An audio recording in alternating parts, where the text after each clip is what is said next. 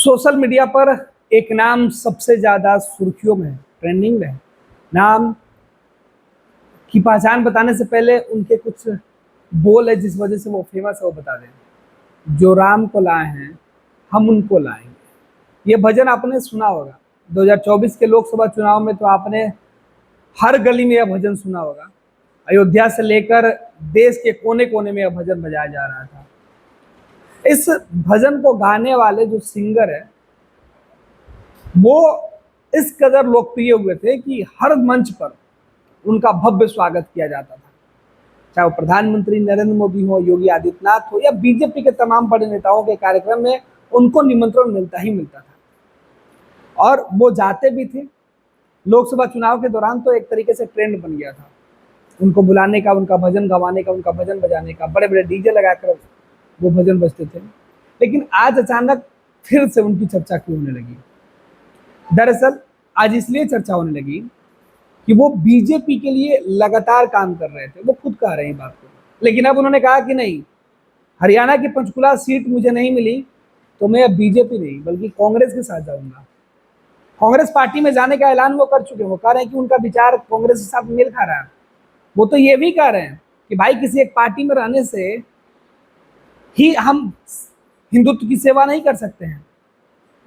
सनातन की सेवा करना है, हम अलग पार्टी में भी रहकर कर सकते हैं। काम ही तो करना है। जो राम को लाए हैं राम को आगे भी लेके आएंगे। राम की सेवा करना है।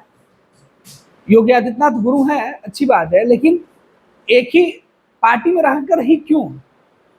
एक माँ के दो बच्चे दोनों अलग अलग पार्टी में झंडा उठाते हैं तो क्या माँ अलग हो जाती है? तो ये कन्हैया मित्तल है। इनकी तस्वीर आप देख रहे हैं। कन्हैया मित्तल इस कदर लोकप्रिय हुए थे कि इनके एक गाने ने कांग्रेस के कई नेताओं का हृदय परिवर्तन कर दिया था। सार्वजनिक मंच से जब कन्हैया मित्तल ने जो राम को लाए हम उनको लाएंगे वाला जो भजन गाया था, उस बीच खूब सुर्खियां जो बनी थी कि एक कांग्रेस की पार्षद ने कह दिया था कि अब मैं कांग्रेस पार्टी से इसी वक्त इस्तीफा दे रही हूँ, और उन्हें इस्तीफा दे दिया था और वो बीजेपी में चली गई थी। और अब बीजेपी को बुलंद करने वाले कन्हैया मित्तल खुद कह रहे हैं कि वो अब कांग्रेस में जाएंगे। कई नेताओं से उनकी बातचीत भी हो गई है। उनके बयान भी अलग अलग प्लेटफॉर्म पे सोशल मीडिया पर सबसे ज़्यादा जो है वायरल भी हो रहे हैं। उन तमाम बयानों में वो अलग अलग बातें कर रहे हैं। वो कह रहे हैं कि भाई उनका कहना है कि भाई टिकट के लिए हम नहीं जा रहे, लेकिन मेरा अगर टिकट के लिए हो तो मैं बात कर लेता, लेकिन जा वो रहे हैं। अब राजनीतिक गलियारे में इस बात के चर्चे हैं कि भाई जिस सीट से वो चुनाव लड़ना चाहते थे, बीजेपी ने वहां से अपने पुराने कद्दावर नेता को मौका दे दिया। सीट खाली नहीं है, वैकेंसी नहीं है, तो जगह चाहिए। जगह के लिए दूसरी पार्टी में। अब देखना है कांग्रेस पार्टी इनको कितना सम्मान देती है। फिलहाल कन्हैया मित्तल सुर्खियों में है। जिन्होंने राम को लाया था, अब उनको लाने वाले लोग खुद पार्टी में बेघर हो गए हैं, तो अब नया ठिकाना तलाश रहे हैं।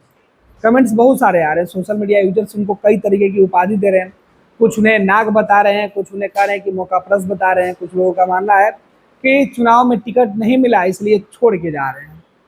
खैर, सोशल मीडिया यूजर से अलग अलग बातें कहेंगे। फिलहाल ये तस्वीरें हम आपको दिखा रहे हैं कन्हैया मित्तल की।